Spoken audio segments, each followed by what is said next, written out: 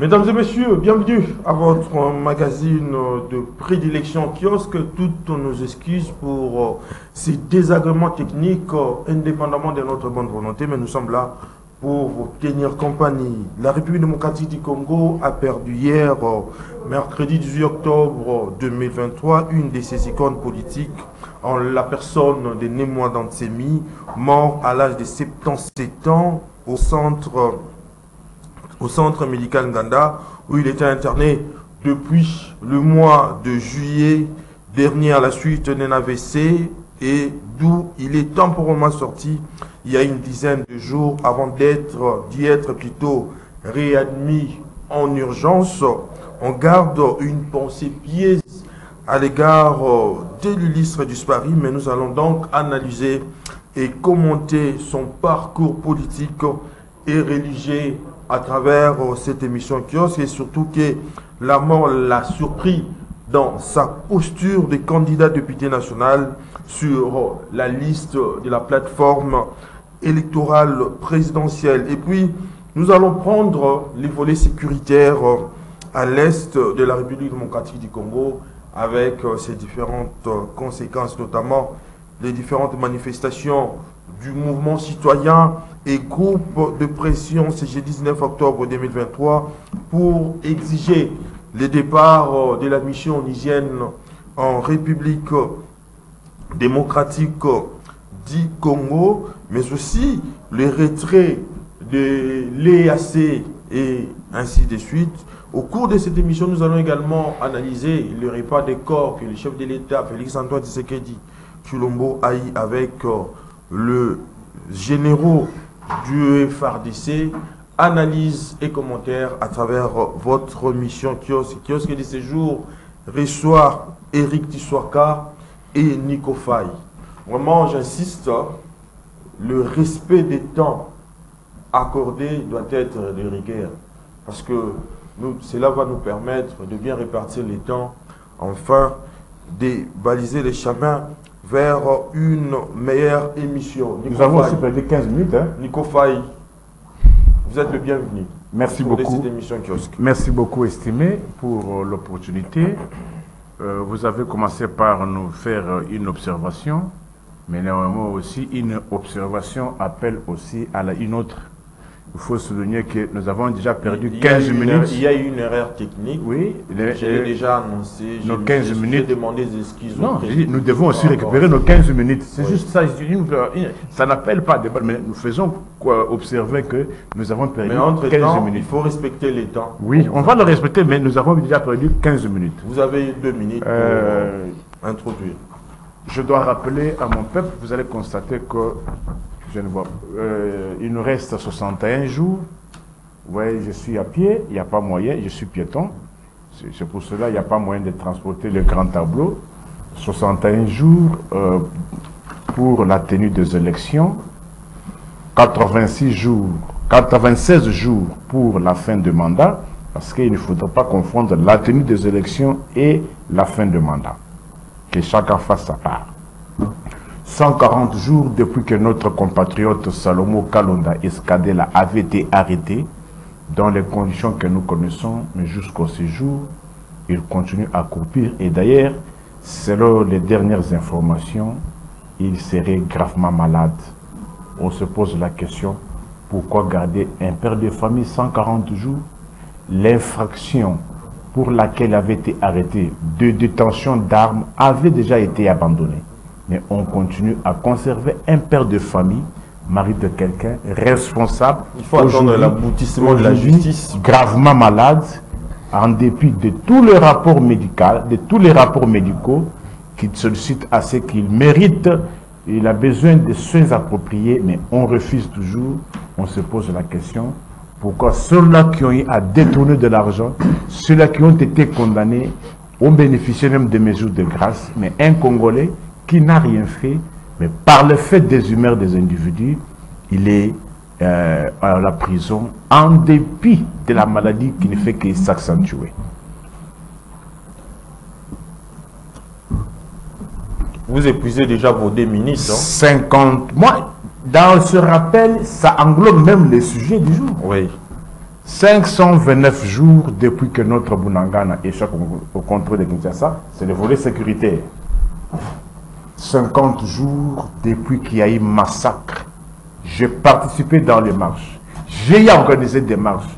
Mais un tel carnage de Goma, du jamais vu. 42 jours depuis que notre estimé confrère Stani Boujakera, victime de l'injustice, victime de... Apparemment, tu fais son apologie ces derniers temps. Victime de l'intolérance, je suis procureur général près le peuple, tout Congolais victime de l'injustice, de la jalousie, de l'arbitraire, je le défends. Chuté. Vous avez parlé de... Vous avez fini votre introduction? Oui, oui. Je ne veux pas encore eu à vous poser des questions. Eric Tiswaka, vous êtes donc le bienvenu à cette émission Kiosque. Merci beaucoup de m'avoir invité. Permettez-moi de vous saluer. Saluer Nico qui est en face de moi. Saluer également ceux qui nous suivent à la maison. Mais aussi le garant des bons fonctionnements des institutions qui est le président Félix-Antoine Tshisekedi Tshilombo. Sans oublier l'autorité morale de notre formation politique, le professeur président du Sénat, Modeste Bahati Lukubu. Je crois que les thématiques évoquées aujourd'hui permettraient à ce que nous puissions éclairer la lanterne de tous les Congolais et aussi donner nos points de vue afin de booster ces pays à pouvoir aller de l'avant, notamment sur la question de la sécurité. Vous savez, moi j'ai toujours dit on ne peut pas parler d'un développement d'une nation si on ne parle pas de la sécurité. Vous ne pouvez pas parler d'une économie d'une nation sans parler de la sécurité. Et des nations où aujourd'hui vous voyez des économies qui sont très bien chiffrées, il faut vraiment les dire, et des économies fortes de ces nations, vous allez être tout à fait d'accord avec moi qu'ils ont travaillé sur leur sécurité. Et c'est la sécurité qui a influencé sur le développement d'une économie. Et c'est ça aussi le leitmotiv du président Félix Tshisekedi, qui a dit d'ailleurs qu'il sera sans remords pour y travailler d'arrache-pied afin de doter à la population congolaise un pays qui doit rester uni, un pays qui ne peut pas être balkanisé, puisque Mobutu ne nous a pas laissé un pays balkanisé, et les autres qui ont précédé n'ont pas laissé, lui aussi en fera la même chose, le Congo restera un et indivisible. Je crois que on va faire un très beau débat. Je commence ce tour de table avec vous. Vous avez appris, comme tous les autres, le décès de Limon Ntemi, ces leaders du mouvement politico-religieux, mystico, ainsi de suite, qui a retiré sa révérence hier, mercredi 18 octobre 2023. D'entrée de jeu, comment avez-vous eu ou appris la nouvelle de cette illustre disparue? Je tiens d'abord à présenter mes sincères condoléances à toute la famille d'abord biologique de Némon Dansemi, l'honorable Némon Dansemi, sa famille politique, et à toute la population congolaise et aussi au Né-Congo, puisque Né Mondasembe était un Né-Congo, et je crois que ceux du Congo central sont vraiment en train d'éclairer les leurs. Leur fils, c'est lui qui a lutté aussi pour ces pays, il faut vraiment le dire. C'est un intellectuel congolais, c'est un homme très, je dirais, très intelligent. Si nous parlons des acteurs politiques majeurs de notre pays, des acteurs politiques qui ont apporté un savoir, une connaissance à l'exponentielle, on ne peut pas mettre Némon Dansemi de côté. Moi, je me rappelle, lorsqu'il était député national au Parlement, une fois où il nous a... D'abord, c'était aussi, il faut vraiment le dire, un historien qui maîtrisait l'histoire de l'Afrique, qui maîtrisait l'histoire du Congo, qui maîtrisait l'histoire du monde. Et je me souviens, il était en train de relater comment le Congo, à un certain moment, était un pays uni avec certains pays voisins aujourd'hui que nous parlons, le Congo-Brazzaville, le Rwanda, etc., et qui a démontré à suffisance que nous sommes un seul peuple, malgré que les étrangers, je dirais pas les étrangers, mais malgré que le blanc et les autres ont cherché à essayer à nous diviser, etc., à chercher comment ils pouvaient gagner leur pain, mais etc. son attachement à la culture Congo, vous ne voyez pas que cela a été aussi vu d'un mauvais œil par certains observateurs avertis, qui du reste l'étaient aussi d'un tribaliste? Non, Némon Dansemi est un panafricaniste. Vous savez, il a ces sangs que beaucoup ne peuvent pas comprendre. Moi, je ne le traiterais pas d'être, comme certains disent, le tribalisme. Non, vous savez, chacun de nous doit apporter les valeurs culturelles de là où il vient. Et c'est ce que Némon Dansemi a apporté. Et il défendait tout le monde. Et il défendait qu'il était né Congo. Moi, je suis Kassaïen, je ne suis pas né Congo, je défends ma culture, je défends ce que je fais, etc. Ça n'a rien à voir du tribalisme. Le tribalisme, il ne faudrait pas essayer de dire que tout ce qu'il faisait était du tribalisme, puisque né Mwananse, défendait la République, défendait les valeurs. C'est vrai qu'il y a un certain moment, lorsqu'il il était dans un rapport d'effort, dans une guerre avec certains acteurs politiques, oui. Il essayait de marchander, etc., certaines choses, vous savez ce qu'il faisait, mais c'était juste, moi j'appelais ça des guerres politiques pour exprimer ce qu'il voulait obtenir, puisque certains acteurs politiques le font, ils ont tendance à intimider, nous le voyons aujourd'hui avec, comment il s'appelle, Corneille Nangaa, qui, j'ai suivi sa sortie médiatique ici, nous attendions à ce qu'il nous présente l'accord qu'il aurait parlé entre lui et Félix Tshisekedi. Et il nous parle de l'accord du FCCH, oui. Alors que nous autres, nous attendions ce qu'il devrait dire, puisque lui, lorsqu'il parlait, certains pensaient qu'il y avait un autre accord avant la publication des résultats. En fait, ce sont des stratégies de certains acteurs politiques qui mettent en place. Mwananse en faisait aussi autant, vous savez ce qu'il faisait. Il y a eu des morts à Kinshasa, ici au Congo central, etc. Ça, ce sont des choses qu'on peut mettre ça de côté. Mais nous parlons aujourd'hui d'un homme, oui. D'un acteur politique majeur qui est décédé et que nous demandons qu'on organise des obsèques dignes de sa personne, puisqu'il a apporté aussi beaucoup du savoir. Et surtout, nous, de la nouvelle génération, nous avions appris beaucoup de lui et nous pensons servir la nation de cette manière et de la très bonne manière. Nico Faye, je reviens à vous. Le défunt leader était connu pour son engagement aussi envers les valeurs traditionnelles et spirituelles, et il a eu une influence aussi considérable à travers ses adeptes. Mais la nouvelle du décès de Némoine Ntsemi, accueilli par ses adeptes, faudra-t-il admettre que vous aussi, ça peut constituer une grande tristesse parce qu'on a perdu un grand homme politique qui est Némoine Ntsemi? Oui. Estimez, ce que nous pouvons dire à ce stade est qu'on ne peut jamais se réjouir de la mort d'un autre qui nous a été cher. Et surtout qu'il a eu aussi à dire des choses qui étaient vraies, bien qu'il y avait aussi certaines choses qui a eu beaucoup de dérapages, et surtout le fait d'entreprendre certaines initiatives qui n'avaient pas beaucoup de chances de réussite. Lorsqu'il prend l'initiative avec un groupe d'individus pour chercher à renverser un régime, avec quels moyens, et tout cela, il y avait de quoi se poser des questions sur les biens fondés et sur la détermination à atteindre les objectifs. Parce que dans la vie, il ne faut pas seulement avoir des ambitions, mais il faut aussi atteindre les objectifs. La finalité, en fait. Il faut aussi réunir tous les facteurs. Oui. Si vous voulez entreprendre un projet, vous devez tenir compte de facteurs moyens, facteur temps et facteur humain. Est-ce qu'il réunissait tout cela? Mais lorsque vous voulez renverser un régime avec des machettes, avec des flèches... Non, il n'avait pas voulu renverser les régimes. Il s'est plutôt défendu contre ceux-là qui attaquaient ses adeptes. Là, c'est au Congo central. Au Congo central. Mais ici, c'est pas si c'est Ngalema ou bien Kitambo là. Ngalema chez lui. C'était quoi? L'objectif c'était quoi? Néanmoins, il y a eu des pertes en vies humaines. Oui. Qu'est-ce que ces familles, qu'est-ce que les familles de toutes ces victimes-là ont bénéficié pour une démarche qui n'avait pas de chance de réussite, qui n'avait même pas un seul pourcent de chance de réussite. Néanmoins, à ce stade, ce n'est plus le moment de rappeler au Congo. Surtout qu'il faut avoir du respect aujourd'hui.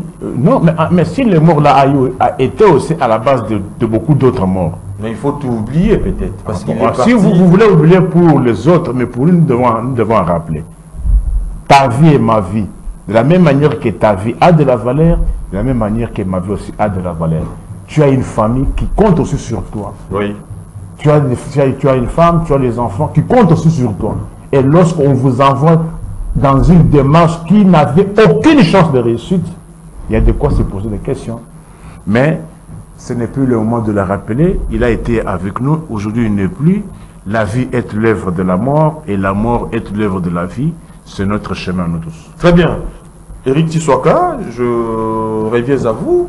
Abordons maintenant les volets sécuritaires sur notamment la situation de l'insécurité à l'est de la République démocratique du Congo, avec en toile de fond le retrait de la mission onusienne par la décision prise récemment par le Conseil de sécurité des Nations Unies. Faudra-t-il admettre que les conseils de sécurité des Nations Unies s'est mis d'accord avec le gouvernement pour ces retraits progressifs qui a suscité beaucoup d'encre et de salive?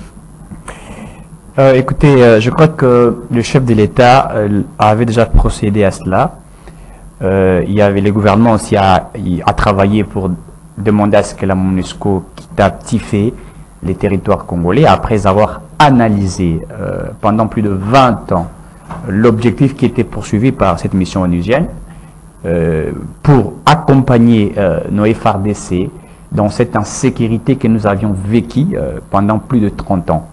Alors après les résultats, nous nous sommes convenus que les résultats attendus, c'est parce que nous cherchions.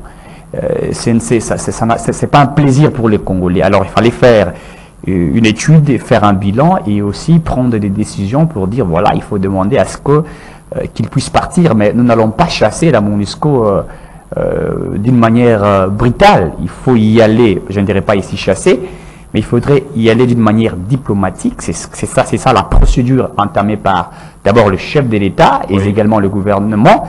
Aller avec la procédure à petit fait. Nous avons commencé d'abord la réduction du taux de militaires de la MONUSCO qui était sur les territoires congolais. On a réduit le militaire et ils vont partir à petit fait jusqu'à ce que nous allons définitivement, ils vont quitter définitivement. Moi, je crois que ce qui est fait avec les conseils de sécurité, ils n'ont simplement répondu, n'est-ce pas, aux propositions ou à la décision du président Tshisekedi, qui est une institution de la RDC, qui a, lui, jugé avec le membre du gouvernement qu'il faille à cette MONUSCO de pouvoir partir. Moi, je crois que c'est une très bonne solution.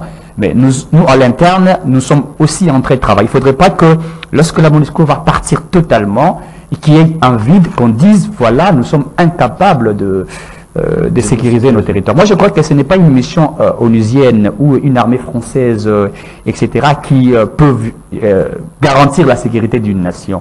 C'est une armée nationale qui est chargée de garantir la sécurité. Il faille ici au gouvernement... Pas aussi les Ouazalendo. Pas les Ouazalendo. Oui. C'est vrai que les Ouazalendo, on les appelle des patriotes. Oui. Mais ils se battent pour l'intérêt, je dirais, des Congolais. Ils défendent les territoires des Congolais qui ont été, je dirais, prises par les ennemis du peuple. Et donc, nous sommes simplement en train de voir ce qu'ils font. Et il ne faut pas laisser simplement les Ouazalendo les faire. Il faut que les FARDC, puisque ce sont eux qui doivent combattre. Le gouvernement doit travailler d'arrache-pied. C'est ce qu'il est en train d'ailleurs de faire, de mettre des moyens, de mobiliser des moyens pour doter à cette armée, afin que cette armée continue à faire son travail. J'ai suivi M. Chiwewe qui a motivé, n'est-ce pas, les militaires d'être là au front, de se battre pour la patrie, puisque les militaires ne sont pas politiques. Ils sont apolitiques, ils ont le devoir de servir la nation. C'est ça leur manière de servir la nation. C'est battre, défendre l'intégrité territoriale, ne pas laisser même un centimètre partir. Donc il y a, de ce côté, si la MONUSCO doit partir, oui, mais travaillons d'arrache-pied pour que nous soyons capables de nous sécuriser, pour que nous ne soyons pas dans cette incapacité et que nous cherchions après la MONUSCO, chercher d'autres nations. Je crois que cela ne sera pas important, mais je pense que cette résolution qui a été prise par les conseils de sécurité est une résolution que tous nous sommes en train d'applaudir. D'ailleurs, ceux de l'opposition en avaient demandé, oui. Nous autres aussi, de la majorité, nous en avions demandé. Je crois que c'est pour l'intérêt de la nation et nous sommes en train d'y travailler. Très bien. Nico Faye, les observateurs notent qu'il s'agit là d'une avancée notable, notamment dans la gestion d'un dossier qui commençait à hériter les autorités de la République démocratique du Congo, dans la mesure où certains responsables de l'Organisation des Nations Unies, présents sur terrain, donnaient l'impression de vouloir bloquer ces processus de retrait, alors que la grogne ne faisait que monter d'un cran dans l'opinion interne, tout comme dans l'opinion externe. Vous, en tant que, je dirais même, politique, comment interprétez-vous ça? Sur le retrait de la MONUSCO? Oui. Non. Chaque chose, en disant que non, chaque chose doit avoir... chaque chose a un début mais une fin. Et une fin. Et surtout que non, la MONUSCO n'a pas vocation à... Et disons, les missions des Nations Unies n'ont pas la vocation de demeurer dans un État. Mais ça donne cette impression-là. Non, mais c'est aujourd'hui que vous vous rendez compte que la MONUSCO a émis du temps. Mais lorsque les grands esprits avaient prédit cela, vous, comme qui? Kabila avait dit cela, ça fait combien d'années? Un grand esprit. Lorsqu'il avait dit cela, il avait déjà vu loin. Ce que vous voyez aujourd'hui, qui ne vous dit pas que lui en avait déjà vu? Non, maintenant vous voulez réclamer ça aujourd'hui. Mais c'est lui qui a dit ça il y a au moins 7 ans. Qui est visionnaire? Qui est l'aile de l'aigle? Est-ce qu'il a réussi non, s'il te plaît, ici il n'y a pas que celui qui a. Parce que si, d'ailleurs, les degrés d'insécurité qu'il y avait en son temps, ça tombait à pic qu'on demande déjà le retrait progressif. D'ailleurs, il a été visionnaire. Il n'a pas dit que non, le retrait total, direct et immédiat. Il avait dit qu'on commence à envisager le retrait progressif. Vous, les gens du rassemblement, quel a été votre langage? Mais quand vous parlez de vous, vous faites... Alors, et qu'à cette époque-là, il n'y avait même pas de territoire conquis comme aujourd'hui. Parce qu'il faudrait que l'opinion retienne corps. Mais il y avait toujours la guerre. Que je finisse. Il faut que l'opinion retienne corps. Lorsque Kabila avait dit cela, il n'y avait aucun territoire du Congo. Mais il y avait un certain nombre d'accords français pour brader l'intégrité vos accords là, il n'y a que vous qui les dites. Vous avez parlé vous parlez des choses que vous n'avez jamais brandies. Mais c'est connu de dire. Brandissez, il n'y a pas quelque chose de connaissance. On vous dira aussi que vous avez... C'est ce qui a fait qu'il y a Kali. On vous dira aussi que non, vous avez tué Chéribin. On vous dira aussi que vous avez tué Chéribin. Qui là? Si on a dit. Mais quand vous... Si vous dites non, on a dit. On dira aussi de vous que vous avez tué Chéribin. S'il vous plaît, soyons un peu sérieux. Quand vous avez dit, on a dit, on a dit aussi que vous avez tué Chéribin. On a dit aussi que vous avez tué Chéribin. Qui a tué Chéribin? Moi? Alors, de la même manière que vous avez utilisé on, d'ailleurs, je vais utiliser le on pour vous. Alors, qu'est-ce que nous disons? Oui. On avait déjà annoncé, proposé qu'il y ait le retrait progressif de la MONUSCO. Malheureusement, c'est les gens, c'est-à-dire des gens frappés de la cécité politique, les gens caractérisés par le mensonge, le calomnie, la diffamation, avaient refusé. Et qu'aujourd'hui, au moment où notre territoire national, où Kinshasa n'a plus la plénitude du pouvoir sur toute l'étendue, et qu'on réclame aujourd'hui le retrait. Moi, libre est. Parce que j'ai toujours dit, la sécurité des personnes et de leurs biens, c'est une mission principalement un combat à l'exécutif à Kinshasa. On ne peut pas partager la sécurité d'un pays avec une mission étrangère. Et il ne peut venir qu'en appui. En appui. Mais par le temps qui court aussi, je vois très mal qu'on envisage le retrait progressif. Le retrait, c'est pas s'il faut progressif, ou bien immédiat, total, intégral, et que nous tendons vers les élections. S'il y en aura.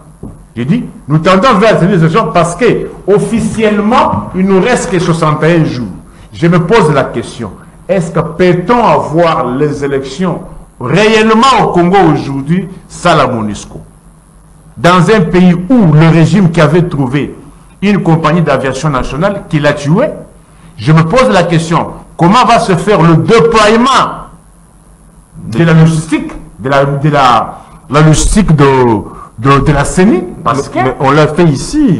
On l'a fait ici avec Kabila, dont vous faites allusion. Non, néanmoins. Où on a financé les élections sur fond de décaissement propre. Kabila qui avait acheté, on avait eu des camions et des camions déjà achetés avant. Pas 2 mois comme ça où on ne voit rien. Néanmoins, mais ces camions-là existent. Néanmoins, ces camions existent. Oui, nous devons reconnaître que il y avait toujours l'apport de la MONUSCO sur ce plan-là. Comment les hélicoptères de la MONUSCO. Il y a certaines zones où il n'y a pas, où les camions ne peuvent pas atteindre, où il faut l'acheminement de la logistique, des matériels par les hélicos. Je ne dis pas que la MONUSCO demeure, mais je dis est-ce que l'opportunité, par le temps qui court, à moins qu'il n'y ait pas élection dans 61 jours, mais s'il y a élection dans 61 jours, et qu'on tient réellement à ce que ces élections-là se tiennent, je vois très mal que la MONUSCO entreprenne le retrait avant cette date. Mais on peut également penser que l'effet Ouazalendo, dont les échos sont arrivés même à New York, a changé même de donne face à cette situation qui a poussé aujourd'hui les conseils de sécurité de prendre une telle mesure. Non, je ne vois pas pourquoi vous devez lier que les Ouazalendo soient là. Ils ont d'ailleurs, les Ouazalendo originels ont toujours existé. Je ne parle pas des Ouazalendo aujourd'hui mixtes ici. Non, je parle des Ouazalendo originels. Mais aujourd'hui, je vous sens comme si vous voulez jeter de l'éloge à Ouazalendo. Mais lorsque les mêmes Ouazalendo ont cherché à marcher à Goma, vous les avez massacrés. Ce ne sont pas les mêmes. Ah, maintenant, il faut établir un parallélisme. À quel niveau, c'est il y a eu un mouvement religieux dit Ouazalendo qui avait marché, où il y a eu des infiltrations au sein de ces mouvements. Voilà pourquoi. Oui, l'infiltration, c'est-à-dire quoi? Mais le ministre de la Défense l'a si bien signifié. Bon, mais réfléchissons. Mais s'il vous plaît, mais il y a aussi un mouvement Ouazalendo qui signifie patriote comme les autres, qui se bat et qui est aujourd'hui déterminé comme étant une force d'autodéfense. Oui, non. Nous parlons même langage, j'ai dit ceci, oui. Les Ouazalendo. Oui. Entre les Ouazalendo, il faut savoir dissocier les entre les Ouazalendo mouvement religieux et les Ouazalendo mouvement armé, lesquels peut être souhaitable dans un pays.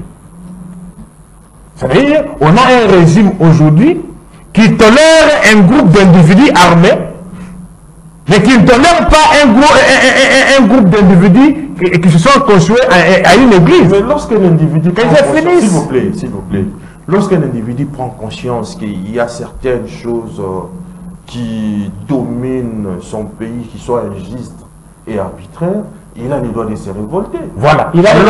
Alors que les forces armées observent les cessez-le-feu. Voilà. Non. Moi, je vais toujours dans le sens voulu par vous.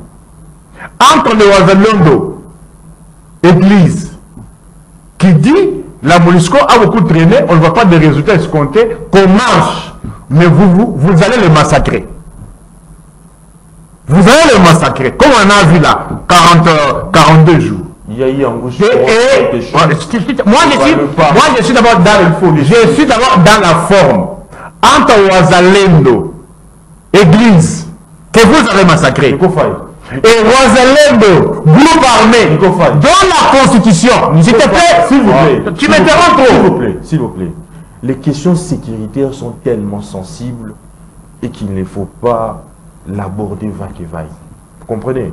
Donc, je crois qu'il faut répondre carrément à la question. Mais je réponds. De faire une analyse peut-être biaisée de la situation. C'est biaisé. Donc, vous ne maîtrisez rien. J'ai dit ceci. Ouazalendo église, qui avait cherché pour le départ de la MONUSCO, avait été massacré. Ça, c'est un fait. Une évidence. Sur laquelle nous ne pouvons pas discuter. Et aujourd'hui, Ouazalendo groupe armé, que vous appellerez une armée régulière, que l'État applaudit, il y a un problème, il y a de quoi se poser la question. Or, je m'en vais vous lire. Je m'en vais vous lire l'article 190. 190 et l'article 187. Vous n'aurez pas le temps d'expliquer ça. Vous lisez seulement. Les forces armées comprennent la force terrestre consort. Elles ont pour mission de défendre l'intégrité du territoire national et les frontières. Tu as compris? C'est-à-dire, il appartient aux forces armées Mais si aujourd'hui les forces armées ne défendent pas, maintenant on se contente maintenant des groupes armés. Au moment où l'article 192 dispose, nul ne peut sous peine de haute trahison organiser des formations militaires, paramilitaires ou des militaires privés, des milices privées, ni entretenir une jeunesse armée. Et vous tombez sous les coups de haute trahison. Non, non. S'il vous plaît, Nico Faye. S'il vous plaît. S'il vous plaît. Tu me contredis ou bien tu contredis? S'il vous plaît. S'il vous plaît. S'il vous plaît. S'il vous plaît. Tu veux me contredire ou bien tu veux contredire tout ça? Tu peux te taire. Éric Tchisoka,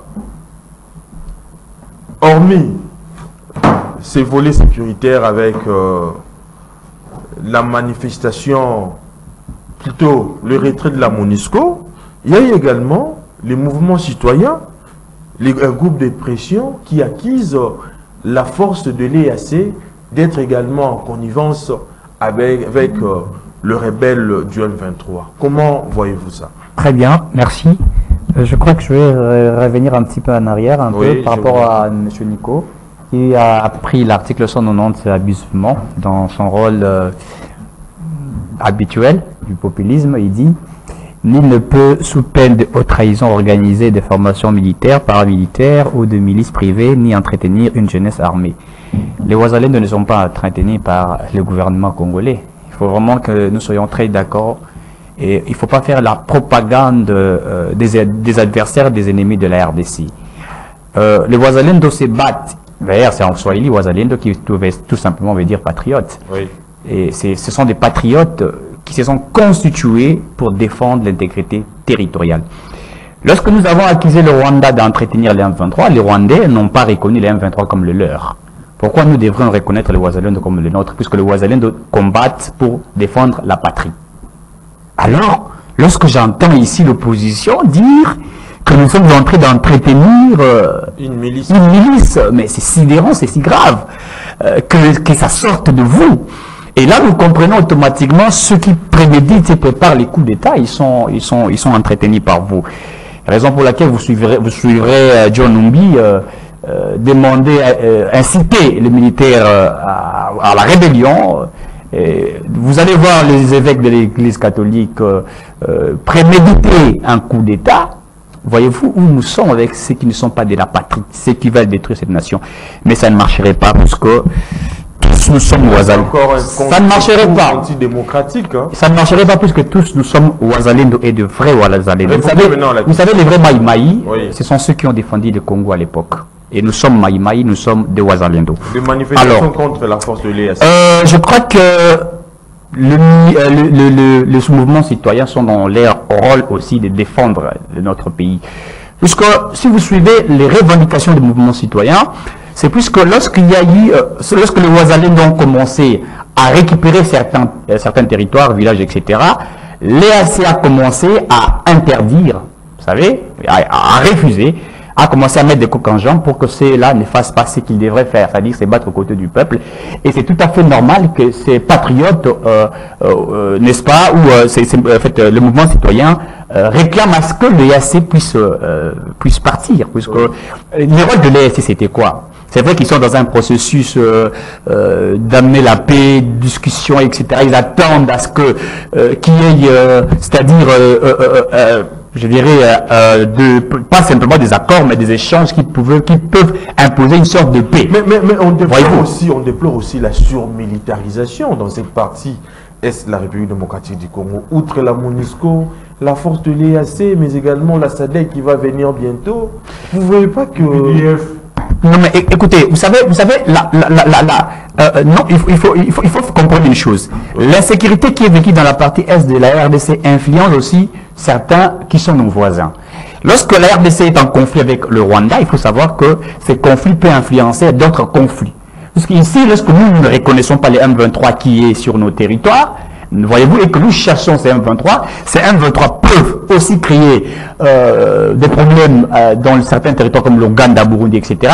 C'est tout à fait logique dans certains États mettent en place des stratégies militaires ensemble pour essayer d'éradiquer des groupes armés. Puisqu'il ne s'agit pas simplement de groupes armés qui sont sur le territoire de la RDC, mais il y a aussi d'autres qui sont du Burundi, de l'Ouganda et du Rwanda, etc. C'est la raison pour laquelle le gouvernement congolais et les autres, c'est-à-dire ceux qui constituent l'EAC, puisqu'il faut dire que la RDC fait partie de l'EAC, ils ont jugé bon, ils travaillaient pour essayer de diminuer, et s'il faudrait dire, et supprimer cette manière de voir les choses. Mais cela ne peut pas empêcher, puisque nous sommes dans la résolution de trouver toujours des solutions pour le territoire, pour assurer la paix. Ce sont c'est-à-dire des stratégies que nous sommes en train de mettre. Mais s'il y a des coques en jambes, s'il y a des choses qui ne marchent pas, nous pouvons toutefois aller avec d'autres procédures. Moi, je crois que si le mouvement citoyen ont demandé à ce que l'EAC puisse partir, ils sont dans leur rôle de pouvoir, puisque ce qu'ils cherchent, c'est trouver des solutions, puisqu'ils ont remarqué, j'avais dit, que le Ouazalais sont interdits par l'EAC. Pourquoi lorsque les M23 attaquent et que l'M23 continue à battre les AC, on trouve qu'ils sont dupes, au fait. Vous vous souviendrez que le président Tshisekedi, pour citer, avait rappelé en général de l'EAC pour dire il faut discuter avec la population, il faut être aux côtés de l'FRDC, puisque vous êtes venus en appui à l'FRDC. C'est faire de cette façon-là. Mais écoutez, le chef de l'État, il faut dire ici, c'est d'abord un patriote. Il a cette émotion aussi, cette passion d'un patriote. C'est beau d'avoir un président congolais. Hier, lorsqu'on avait des présidents que vous connaissez, c'était difficile de comprendre cela, puisqu'il devait être dans ces fauteuils-là très calmement, sans savoir ce qui se passe dans la partie est de la République. Mais aujourd'hui, vous avez un président qui se comporte comme un vrai patriote, qui sent aussi le souci de cette population, et qui, je ne dirais pas, il ne se plaint pas, mais il est en train de transmettre les émotions de la population à ceux qui disaient qu'ils viennent en appui en FRDC. Je crois que, n'est-ce pas, le mouvement citoyen sont aussi dans leur rôle de réclamer ce que tous les Congolais sont en train de réclamer. Parlons des registres Nicofaï. Parlons cette fois-ci de l'état des lieux du processus électoral en République démocratique. Dans exactement un mois, soit le 19 novembre 2023, à minuit sera officiellement lancée la campagne électorale sur toute l'étendue du territoire de la République démocratique du Congo. Mais on déplore en outre la pré-campagne dans certains médias. Comment voyez-vous ça?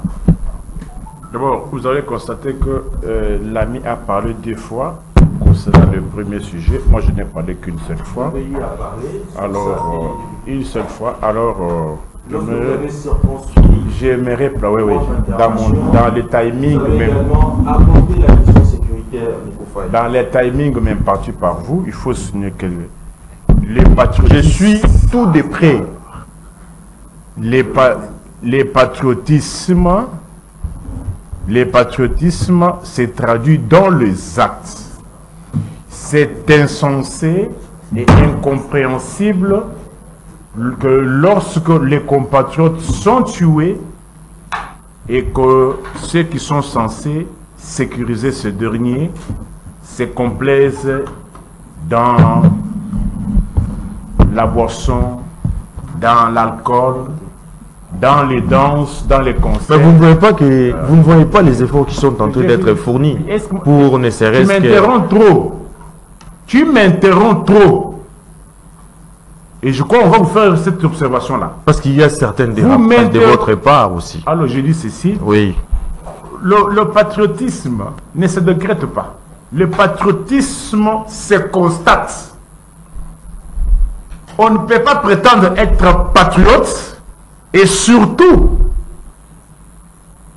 dirigeant de surcroît au moment où les populations que vous êtes censés sécuriser sont dans la désolation, sont massacrées, et que vous n'êtes à Kinshasa en train de danser. Vous n'avez pas jusque-là répondu à ma question. Je vais répondre.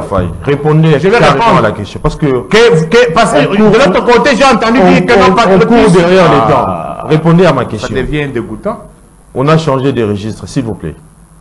Parce qu'on prétend dire d'un côté qu'on est patriote. Mais est-ce qu'on peut être un patriote au moment où les autres sont massacrés sont dans la désertion et que vous voulez être à Kinshasa, vous avez une minute. Et en train de boire. Vous avez une minute. Le processus électoral, il est le processus le plus mauvais que le Congolais ait connu. Le plus médiocre. Je suis en train de poser la question. Vous oubliez l'aspect inclusivité. Je pose la question au fait cardinal Mosengo. Si hier c'était médiocre, et s'il était encore en vie par rapport à ce que les Congolais sont en train de vivre aujourd'hui, quel qualificatif aurait-il employé? Si hier les Congolais ont eu à voter avec la même carte, la CENI a inculqué une culture démocratique tu m'interromps trop pour qu'il y ait une bonne élection dans ces pays. Cadre de concertation, c'est venu de qui? C'est pas depuis Mal-Mal. De qui est ce cadre de concertation? C'était pas Mal-Mal? Qu'est-ce que ce régime a fait si ce n'est pas dans le sens le plus médiocre? Je me pose la question. Peut-être que les gens n'ont pas compris ma question. Si hier le processus était médiocre, Monseigneur fait cardinal Mosengo, si vous étiez en vie, par rapport au époque commun à l'élo, quand hier le processus était médiocre, on avait une seule carte, lisible et visible. Mais a fortiori Oyo, les duplicata, a fortiori Oyo carte, ezanga bilongi, ezanga numéro, ezanga code QIE. La CENI a déjà pallié ces problèmes. Les duplicata. Vous avez déjà épuisé vos minutes, Nico Faye.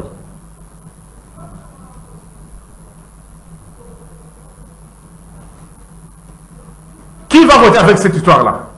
Mais va à la CENI. Qui va voter avec ça? Vous y allez même. Pire, dans la difficulté, on va se confronter. Aucun n'a moi et l'autre dans Oyo. Ezanga elongi, ezanga identité, ezanga code qui est, ezanga numéro. Tu t'amènes avec, tu donnes l'identité. On ne te retrouve pas dans la banque des données. Comment on fait la carte à la banque des données? Et en plus, Moutouna Nangé, ça dit pas Congolais Boyoka. Chutez. Soki Moutouna Nangé Loko Oyo, comment on est zaté? Mais Balobi que non, 43 millions d'enrôlés et Utiwapi. D'où est venu les nombres d'enrôlés?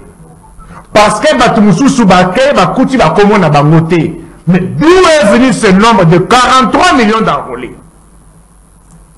C'est profond. Moutouafa de l'Eloko ya Seni Oyo.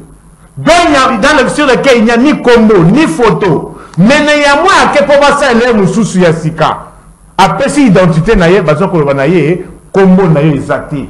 Mais c'est quoi 49 millions d'enrôlés wana? Chiffre on a et Utiwapi, régime Oyo. Alors je pose la question quand même au Sengo. Si hier on avait des cartes lisibles, visibles. J'ai quand même l'impression que vous n'avez pas du respect aux morts. Hein. Le cardinal Mosengo est déjà parti. Pourquoi citer? Non, parce que hier, quand on avait des cartes d'électeurs, c'est pas normal. Quand on avait des cartes d'électeurs lisibles, visibles, c'était médiocre. Mais le on dans la carte d'électeur, on bilongo exacté, on numéro exacté. Code qui est exacté, photo exactée. Elle a fait sa qualificatif libre. Très bien. Eric Tiswaka. Un autre... non, je vous pose la question. Okay. Hein. Un autre problème touche aussi à la mobilité des candidats et à un mois des élections. Un problème de disponibilité des avions. Avec, vous le savez, comme vous le savez, la faillite de la compagnie Congo Airways. Et pensez-vous dans ces conditions, les candidats présidents de la République vont se déplacer comment? Votre réaction? D'abord, M. Nikofa l'a dit, le processus électoral est vraiment médiocre.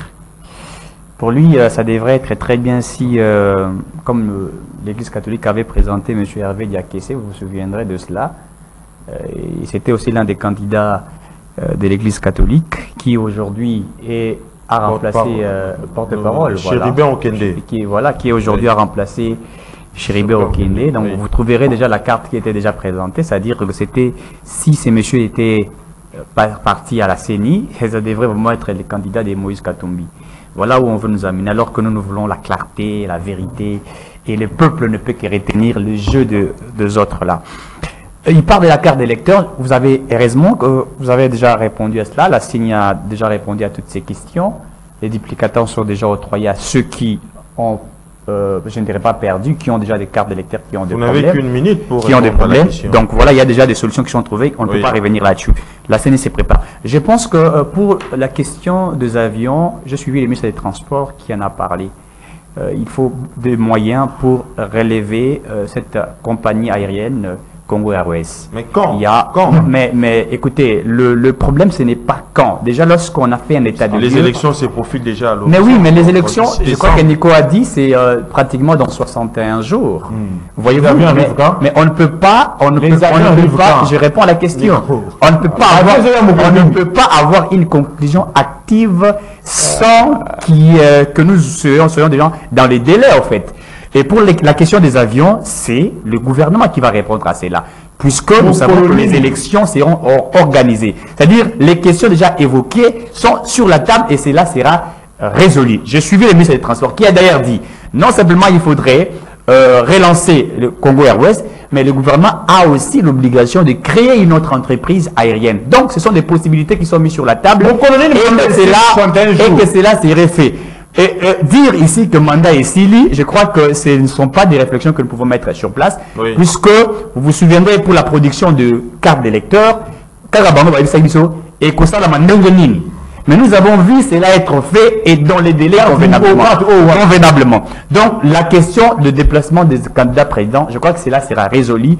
Le ministre des Transports y travaille, comment dirais-je, le gouvernement y travaille, d'arrache-pied, ça sera résolu. Et les candidats présidents ne peuvent pas s'inquiéter. 61 jours, c'est pratiquement 2 mois, ce n'est pas impossible pour la campagne, c'est 30 jours.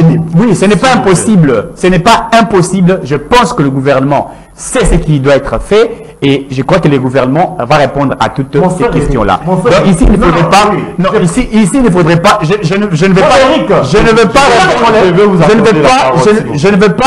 ne vais pas prendre des conclusions actives. Lorsque les questions sont évoquées, les problématiques sont évoquées, la réponse reste au gouvernement, c'est-à-dire de répondre à ces prorata-là. Dire ici que Ecosa Limaté, je pense qu'on ne peut pas répondre à une question dont le ministre des Transports doit répondre, le Premier ministre doit répondre, et soyons précis et concis, je pense qu'une solution sera trouvée pour les candidats présidents. Nico Faye, je termine par vous. Beaucoup de candidats ont publié des documents appelés programme électoral, projet des sociétés, mais qui sont à l'écart avec les normes en la matière et affublés des budgets illusoires. Vous ne voyez pas que cela ne peut en aucun cas refléter à la réalité une fois élu président de la République? Oui, j'ai eu jusque-là, tous les candidats n'ont pas encore présenté leur projet. Il y a des listes, c'est 100 qui ont il y a le seul, j'ai lu le programme de Matata. Oui, et Matata aussi. Un programme réaliste. Mais il fut Premier ministre. Oui, il fut Premier ministre. Oui. Mais on connaît la gestion. Non, c'est lui. Non, s'il te plaît, ici, sans parti pris. Quelle gestion? Attention, vous savez que, parce que vous n'avez pas de gestion, non? Je vous réponds. Oui. Kabila Matata n'ont pas trouvé de compagnie d'aviation aérienne, compagnie d'aviation avec Aéronef. Ils ont laissé Congo Airways. Quel régime? Dans quel état? Ils ont volé avec cela. Dans quel état? Il faut répondre à la question. Ils ont trouvé Airbus A320. Ils ont acheté quelle sorte des avions? Airbus. Oui. Airbus. Qui n'est plus Kabila Matata. Ils ont trouvé la bancarisation. Aujourd'hui, la bancarisation bat de l'aile. Ils ont bancarisé. S'il vous plaît. Vous savez qu'aujourd'hui, mon frère, pourquoi tu as raté combien de souka? Oui. Est-ce qu'on dit que le gouvernement provincial à Kinshasa, l'Assemblée provinciale à Kinshasa, ils sont indexés pour la première fois. Bakoki Kozombo na banque te. Pour la nini, bakendaki Kozombo na banque. Maintenant, lorsqu'il s'agit de payer, baboyi kokende na banque, bakomi kofusa maboko banque. C'est une forme d'escroquerie. Nazimbongo na yo, oyena kontroka na komi ko contourner banzela. Les maboko banques existent quand même, mais ça existe. Entre États, L'État doit garantir la bonne gouvernance, c'est quoi? Doit résider dans les textes.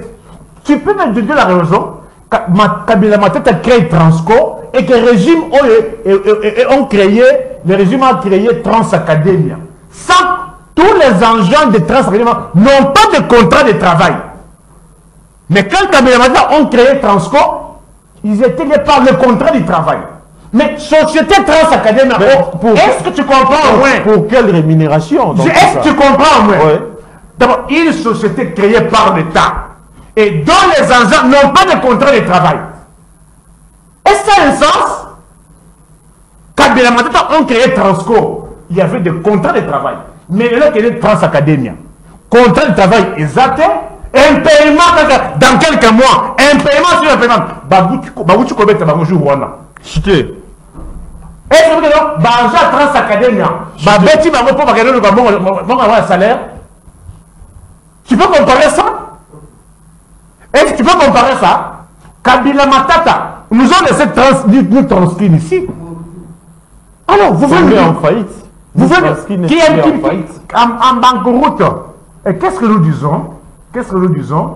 Il faut, pour arriver à présenter, et d'ailleurs, il y a un candidat, un certain Bruno Kalonda, il est en Europe, il dit que non, il avait déjà pris langue avec les gens, à la compagnie d'aviation Congo Airways, pour que ça lui permette de voyager.